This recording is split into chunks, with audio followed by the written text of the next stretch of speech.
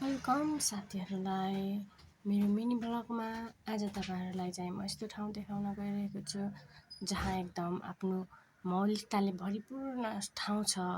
यो चाहिँ मलाई भाउजूले आज घुमाउन लगिराख्नु भएको थियो। यो बाटोमा चाहिँ यस्तो राम्रो नजरिया देखिएको थियो जहाँ कृषकहरूले खेत रोपाई गर्न थालिसकेका थिए। त्यसमा म चाहिँ एकदमै रमाउँदै भाउजूको पछाडि बसेर भिडियो बनाउँदै थिएँ।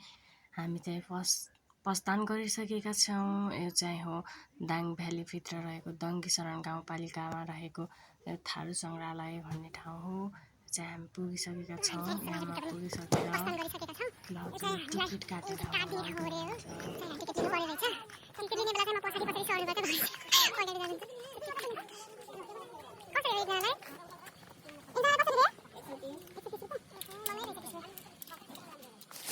बाँधेन चाहिँ खतरा सुझाव दिनु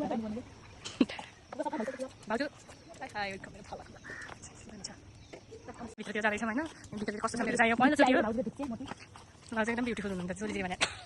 यतातिर चाहिँ यस्तो छ एकदम यो थारू सङ्ग्रहालय भन्छ के अरे गर्नु आँप छ रहेछ। आँप देख्दाखेरि भाउजूको मन बिग्रिसकेको छ। आमा म त मान्छु भनेर सुकेको रहेछ। यो चाहिँ यहाँ चाहिँ यस्तो छ है।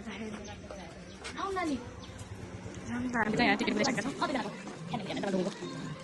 यहाँको चाहिँ यसो लगाएर बुझ्न पाए अझै राम्रो हुन्छ के अरे। यस्तो रहेछ यहाँ थारू सङ्ग्रहालयभित्रमा म्युजिक पनि एकदम दामी बजेको छ। एक्सक्लुजिभ भए पनि हामी सम्पूर्ण एकदम मिलेर बस्नुपर्छ। समूहमा बस्दा एकअर्कामा एकदम सपोर्ट पनि हुन्छ भन्न खोजेको होला सायद। ए मौलिकता झल्काएको ए यस्तो रहेछ है थारू। भाउजू राम्रो लाग्यो। सखिया पैयानास यो सखिया पैयानासको हामी झल्को देख्न सक्छौँ है। यतातिर पनि यस्तै राम्रो के यहाँ चाहिँ आगो ताप्दै बसेको 100% ठिक यस्तो राम्रो गरेका हुन् नि। क्या त तार बाजेले क्या त तार यहाँ चाहिँ हाम्रो निलम भाउजू र फरेन दाइ मुखिया मुखिया अन्के राजा हुन् हो राजा म त्यहाँ त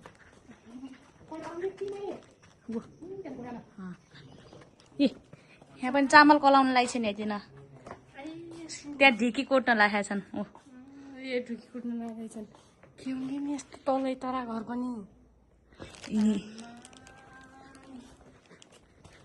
ओहो यहाँ पो छ त ढिकी यहाँ पनि रहेछ होइन। तिन पट्टि खान्छ यी हेर्छ नाचो यहाँ हेर्नु फरिया उया त नानीलाई बोल्नु न। नानीको लुगो र यो इन्दा फरिया लुगा क्या मिलेछ।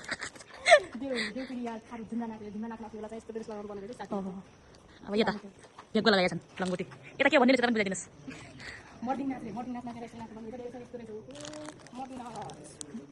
नानी फोटो देख्छ कस्तो राम्रो अर्को चाहिँ अर्को यो चाहिँ परेली नक्कली परेली हाल्ने कि आमा नक्कली परेली हो त्यो भने क्या म आँखाको चाहिँ आँखाको भनेर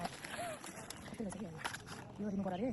यो चाहिँ कम होला के पस्काउने यो चाहिँ तान्ने होला त्यस्तो रड लागेको मलाई चाहिँ च्यापटी पनि स्याल लगाउने एकचोटि लगायो भने अर्कोचोटि किन राख्न मिल्छ होला मिल्छ होला युज गर्न मिल्छ होला मेबी आई गेस यो परेला हो नक्कली भाउजूले साडी नक्कली तर नक्कली दामी हेर्नु कति ब्युटिफुल हुन्छ। हामी जस्तो ब्ल्याक म्यान होइन भाउजू वाइट हामी ब्ल्याक म्यान अफ्रिकन हो भने आउँदै पनि हुन्छ। कस्तो शीतल गराउनु पनि अहिले चाहिँ के समय राखेको हजुर मैले यो ड्राइपोर्ट यति थाहा छैन यो मोबाइल हटाउने लामो काट स्ट्यान्ड हो यो चाहिँ भन्नु स्ट्यान्ड समय राखेको छु मैले चाहिँ भाउजूले आफ्नो विषय आफ्नो साथीलाई भनेर एकदम बुझ्नु भएको। अब चाहिँ हामी लाग्दैछौँ अर्को ठाउँतिर गाइजहरू के छ तपाईँहरू एकदम आतिसक्नु भएको छ होला म बसेर देख्न पाएको छैन। अब चाहिँ पाइ लगाएछौँ त्यसको दृश्य अब हेरौँ है त। आइटम समाएर पनि नकल पार्दैन एकदम जोड्ने बल्दाउनु सामान रहेछ जोड्ने होला जुन चाहिँ हाँगा हुन बल्दो यता चाहिँ माछा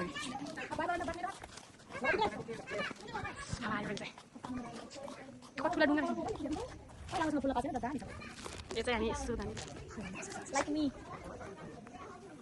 खफेरी धान रोप्ने ठाउँ रह्यो। ओ माई गड साँच्चीको है धान रोप्ने रहेछ त यहाँ ए हिँड्दो यो चाहिँ धान रोप्ने हुँदैछ है थारू सङ्ग्रहालयमा बाटो यस्तो छ गाइस सेम ए नै धेरै राम्रो गरेर रहेछ नि चाहिँ उहाँ चाहिँ धान हेरौँ धान फरि पाकेर काट्नै थालिन्छ नि धान थारूहरूले यो चाहिँ नास्ता खाना के हुन्छ नास्तामा क्या छन् हेर्नुहोस् फिनी रोटी